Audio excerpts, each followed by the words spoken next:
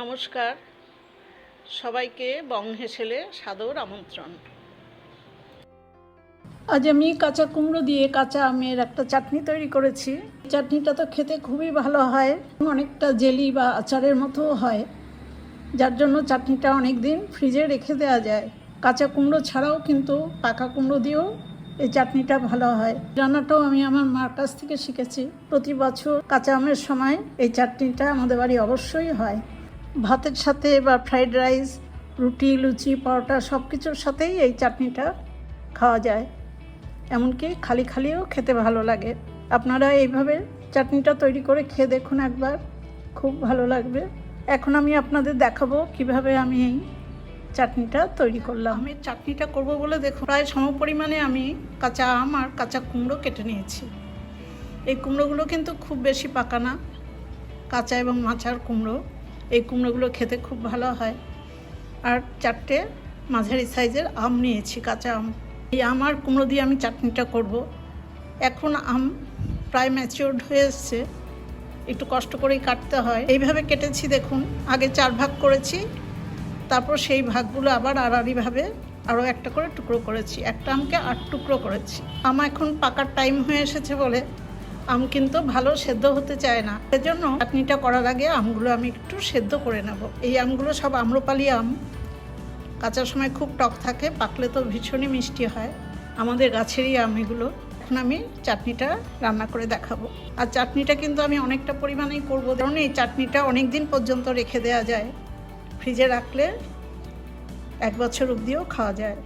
রান্নার শুরুতেই দেখুন আমি গ্যাসের উপরে মিডিয়াম আঁচে একটা বাটিতে পরিমাণ মতো জল দিয়ে সেই জলে আমটা সেদ্ধ করতে দিয়েছি। খুব বেশি সেদ্ধ করব না, হালকা রকম সেদ্ধ করব।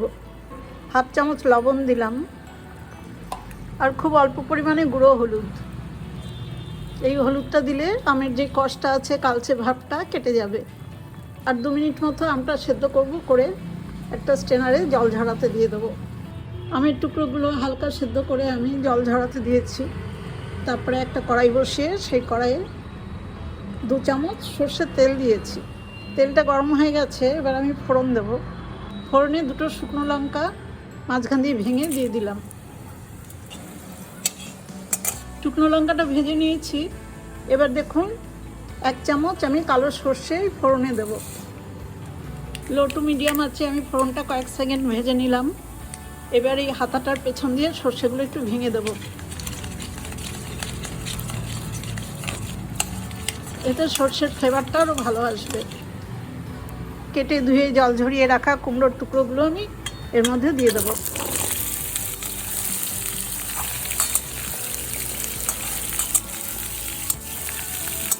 এখন কুমড়োটা আমি ভালো করে কষিয়ে নেব।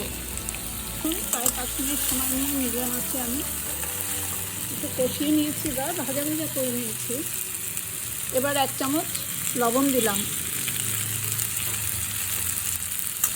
লবণের পরিমাণটা একটু বেশি থাকবে, কারণ আমে প্রচুর টক আছে। আর 1/4 চামচ গুঁড়ো হলুদ। লবণ আর হলুদটা ভালো করে মিশিয়ে দিলাম। এবার খুব সামান্য জল দেব।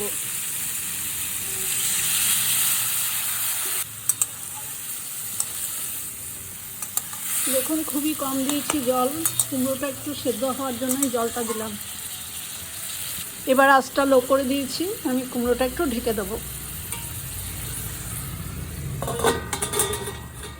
প্রায় 5 মিনিট পর আমি ঢাকাটা খুলে দিচ্ছি।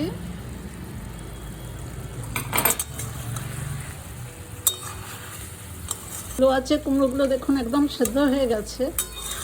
আমি এখন ফ্লেমটা একটু বাড়িয়ে দিলাম, লো টু মিডিয়াম করে দিলাম।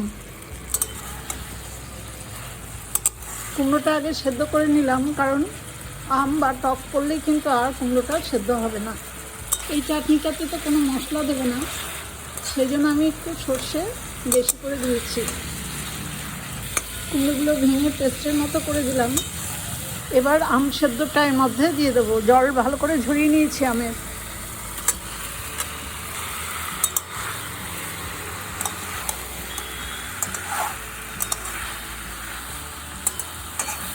এবার আমি 500 গ্রাম চিনি এসব চাটনিতে চোখ বুজে চিনি দিতে হয়।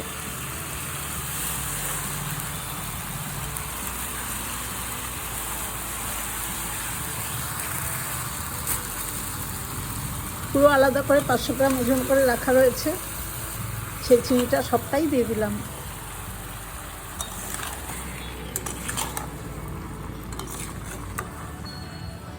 এবার চিনিটা ভালো করে গলে গেলে আমি এর সাথে জাল করতে থাকবো। মিনিট 5-এর মধ্যে দেখুন চিনিটা গলে কতটা জল বেরিয়েছে। এখন এই মিডিয়াম টু হাই ফ্লেমে আমি মাঝে মাঝে নেড়ে নেড়ে এই জলটা পুরো শুকিয়ে নেব। চিনির যেই রসটা, সেই রসটা একদম ড্রাই করে দেব। মিডিয়াম টু হাই ফ্লেমে ঠিক 10 মিনিট দেখুন নেড়ে নেড়ে এরকম স্ট্রাকচারটা আসলো।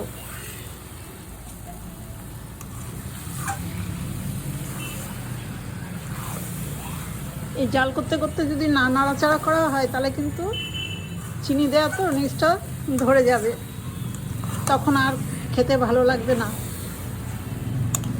কুমড়োটা একদমই গলিয়ে দিয়েছি, দেখুন সেদ্ধ হলেও কিছুটা দেখা যাচ্ছে, ঠিক এরকমই হবে দেখতে। এরকম চাটনি কিন্তু খেতে খুব ভালো লাগে, আপনারা একবার করে খেয়ে দেখবেন।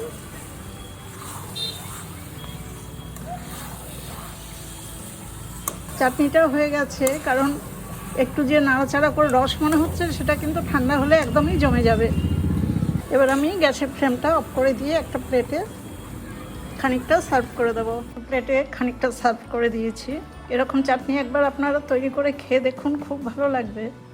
এরকম হয়েছে, এখন আরও ঠান্ডা হলে আর একটু জমে যাবে। আমার এই কুমড়ো দিয়ে আমের চাটনি তৈরির রেসিপিটা দেখে আপনাদের যদি ভালো লাগে তাহলে আমার ছোট্ট চ্যানেলটাকে সাবস্ক্রাইব করে আমার পাশে থাকবেন, বেল আইকনটাও প্রেস করে দেবেন, লাইক করবেন, শেয়ার করবেন আর কমেন্টস করে জানাবেন কেমন হলো। সবাই খুব ভালো থাকবেন, সুস্থ থাকবেন। ধন্যবাদ।